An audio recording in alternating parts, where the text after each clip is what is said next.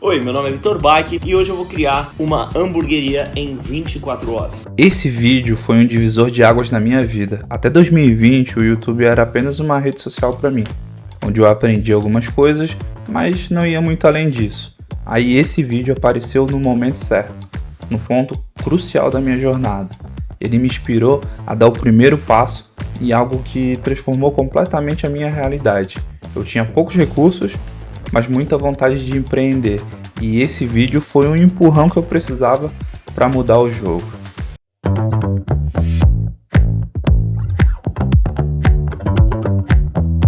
Empreender no Brasil é algo difícil. Acho que difícil nem traduz o nível de dificuldade que realmente é, porque é realmente muito difícil.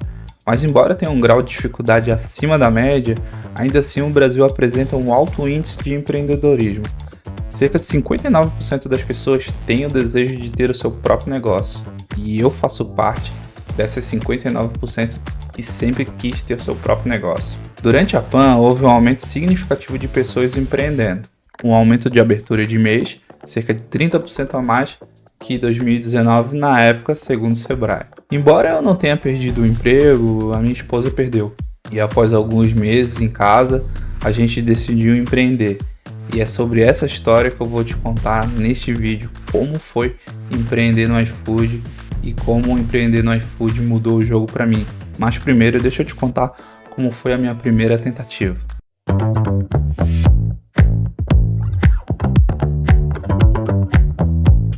A minha experiência em empreender começou em 2012 quando eu trabalhava em uma empresa chamada Vonpar, que na época era responsável pelo envasamento e distribuição da Coca-Cola.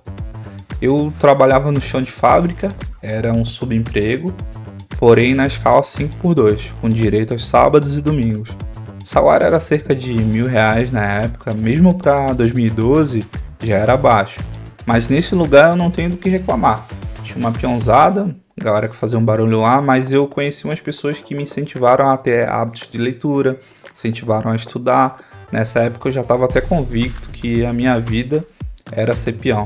Mas o meu coordenador ali da época e alguns colegas do setor que eu trabalhava viviam trocando ideia de estudar, de faculdade, eles liam livros, a gente trocava livros nos intervalos, e meu coordenador na época ele disse que se voltasse no tempo ele empreenderia. Isso ficou marcado na minha mente. Essa empresa tinha uma coisa ruim. Na verdade, ela tinha duas, porque o salário era baixo e a outra coisa é que a empresa ficava muito longe de onde eu morava. Então, ficava 2 cidades daqui. Então, eu precisava pegar ônibus fretado de São José e ir até Antônio Carlos, que é uma cidade linda aqui, que fica na Grande Floripa. Eu pegava esse ônibus 5h30 da manhã e chegava a cerca de 7h30 da manhã. E para voltar eu saía às 17h, mas por conta do trânsito às vezes eu chegava em casa por volta das 8 da noite. Enfim, era bem desgastante, eu já sabia que não ia aguentar essa rotina, então eu tive a ideia de empreender, mas inicialmente sem sair do meu atual trampo.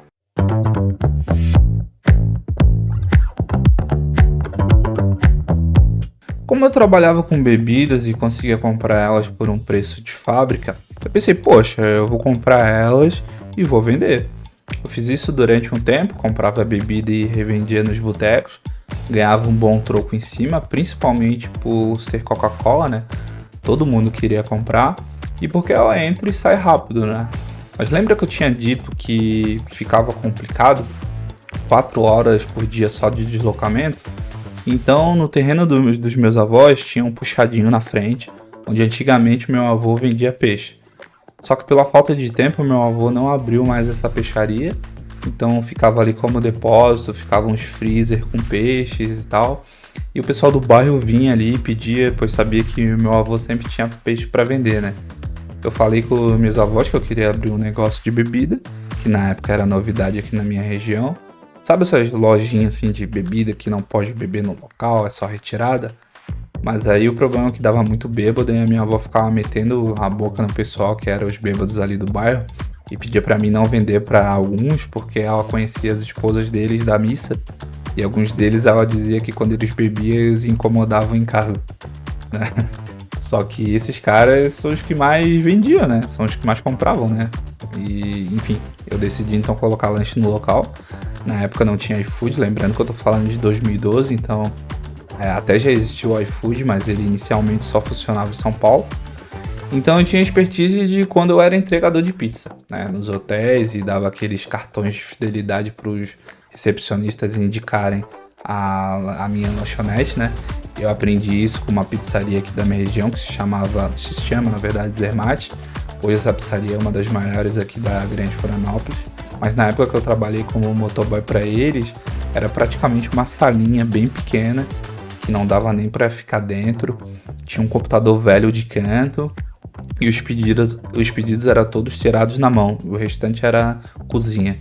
E essa estratégia deles me chamou a atenção. Quando eu tive a oportunidade, eu fiz igual e deu super certo. Só que logo quando eu comecei, aconteceu um acidente onde a minha amiga, que me dava apoio na época, acabou esquecendo a fritadeira da lanchonete, né, da minha lanchonete ligada, e acabou pegando fogo na lanchonete.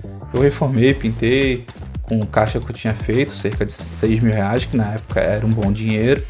Coloquei tudo novo, só que nunca mais eu consegui recuperar o movimento que eu tinha antes de reformar. Então eu resolvi encerrar as atividades antes que eu ficasse no prejuízo.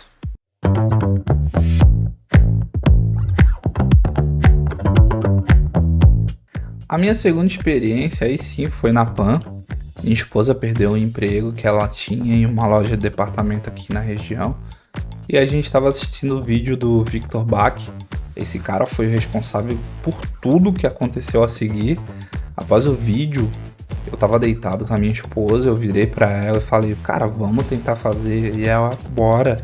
E no dia seguinte a gente já tava comprando essencial, embalagem de hambúrguer de mercado, carne de mercado, pão de mercado, e começamos a anunciar pros amigos, né? Amigos, colegas, familiares.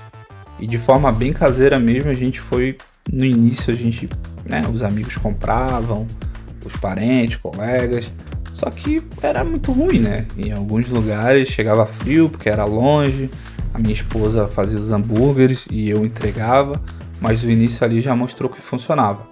E a gente começou a investir e foi quando a gente decidiu colocar no iFood. Tinha um colega meu que vivia incentivando, cara, bota no iFood que vende. E a minha esposa ficava meio apreensiva, com medo de não dar conta. Aí a gente ficava naquela só para as pessoas ali que a gente divulgava, até que os amigos encheram o saco, né, de ficar comprando. E teve dias que a gente ficava zerada e a gente colocou no iFood, bum, bombou, nada, foi fraco demais. As primeiras semanas não tiveram nada de pedido.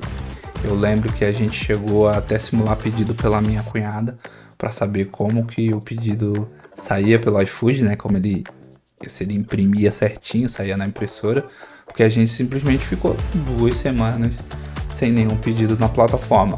Até que um dia começou a chegar alguns pedidos, a gente começou a entregar. No iFood tem a possibilidade de avaliação e começamos a receber a avaliação dos clientes, né? Sincera, né? Porque os amigos, os colegas, a família, eles meio que ficam sem jeito de dizer, ei, gostou? Não, cara, tava uma merda, né? Não vão dizer isso, né? A gente realmente não teve uma avaliação ruim. A nota máxima no iFood são 5 estrelas e a nossa nota nunca baixou de 4.7. Sempre foi entre 4.7 e 5. Resultado, a gente saiu de um faturamento no primeiro mês de outubro de 2020 de 2.500 para um faturamento no mês seguinte de 6 mil. E em dezembro de 2020 a gente chegou a um faturamento de 12 mil. Só que os clientes davam alguns feedbacks mais assertivos dizendo, olha, batata chegou fria, o hambúrguer chegou frio, batata tava sem sal. Então a gente foi ajustando a operação, investindo em boas embalagens, em receitas novas, em fotos. Vocês não fazem ideia de como uma foto profissional faz a diferença na hora de vender pelo iFood. Foi algo que a gente desde o início investiu. Porém, a princípio eu contratei uma colega para tirar as fotos, só que ela não tinha experiência com foto de restaurante, né? Ela faz festa de casamento, 15 anos, esse tipo de evento, mas ainda assim as fotos iniciais que ela tirou ajudaram a gente a vender bastante. Só que a gente teve feedbacks ruins sobre o pão do nosso fornecedor na época. Então a gente decidiu trocar de pão por outro fornecedor e para trocar de pão a gente tinha que tirar novas fotos. Só que dessa vez chamamos um fotógrafo de comida mesmo e essas fotos venderam demais. Eu vou estar colocando as fotos no vídeo para vocês verem Então, se você tem um negócio de comida ou pretende abrir, a minha sugestão é invista nas fotos. Principalmente se você quiser ter sucesso no delivery. Investe nas fotos. E óbvio, entrega o que tem nas fotos. Não adianta nada tirar umas fotos mega elaboradas se o seu produto não tem nada a ver com o que o cliente vê nas fotos. Nessa época o delivery já gerava um bom rendimento. As vendas do iFood já estavam fluindo. Na época ainda existia o Uber Eats, que vendia bem, inclusive era uma plataforma que eu considero que era até melhor que o iFood para vender e resolver problemas. E na minha região também, na época, entrou a 99, que também ajudou bastante no faturamento. Vendia muito bem. Então isso gerava um faturamento médio de 10 a 12 mil reais mensais. Lembrando que é óbvio que faturamento não é lucro líquido, mas como a operação era muito chuta, eu e minha esposa vivíamos uma kitnet de 700 reais, a água era inclusa e pagava a luz.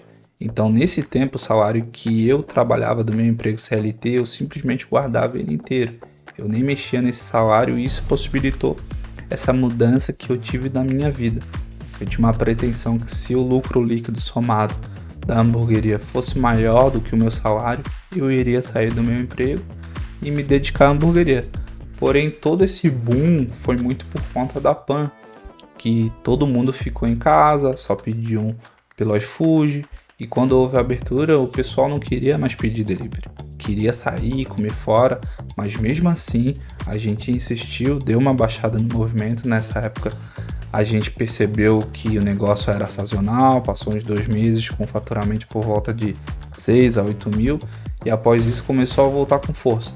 Nossa hamburgueria já tinha avaliações consistentes e clientela formada principalmente no iFood. Seguimos até dia 1º de janeiro de 2023, quando a gente encerrou. Encerramos falidos? Jamais. Encerramos com bastante dinheiro em caixa, inclusive esse caixa que permitiu que a gente conseguisse comprar um apartamento, conseguisse mobiliar o apartamento, sair do aluguel e ainda ter dinheiro investido. E aí você vai me perguntar, poxa, por que encerrou se estava indo tão bem? Realmente a gente estava indo muito bem, só que minha esposa, neste meio tempo da PAN, tinha concluído a faculdade de pedagogia dela e queria trabalhar na área.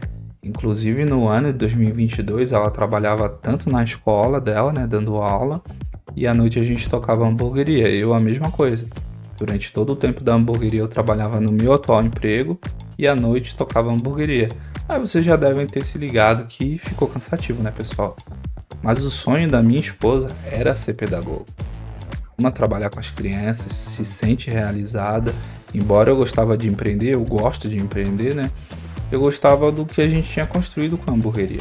Eu estava bem cansado, eu sofri um acidente de moto, porque além de ajudar na hamburgueria montando os lanches, eu também ia entregar quando o entregador não dava conta, né? A gente ia dormir por volta de 1 da manhã, 1h30 da manhã e acordava às 6 horas da manhã. A gente tinha que estar de pé de volta. Então foi uma experiência que eu aprendi muito e super incentivo quem quiser iniciar nesse ramo ou empreender com comida. É uma coisa que as pessoas não param de consumir. Na época eu achava que na plataforma do iFood ele estava super lotado de hamburgueria, cachorro quente, pizza. Mas cara, é igual o YouTube. Tu acha que tem muita gente fazendo o que tu tem o desejo de fazer, mas sempre tem espaço para mais um. Quando eu trabalhava de entregador de pizza em 2010, eu lembro que uma das pizzarias que eu trabalhei, a proprietária disse que o mercado de pizzaria estava saturado. Isso em 2010, lembrando. E eu acho que na época a minha região não tinha nem 20% da quantidade de pizzaria que existe hoje em dia. E ainda tem pizzaria abrindo e faturando.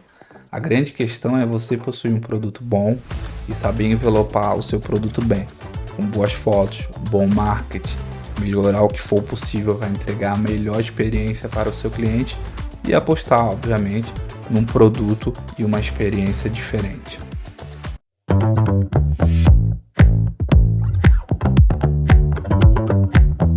Se você também tem um sonho de empreender, seja no iFood ou em qualquer outro setor, a minha dica é não desista.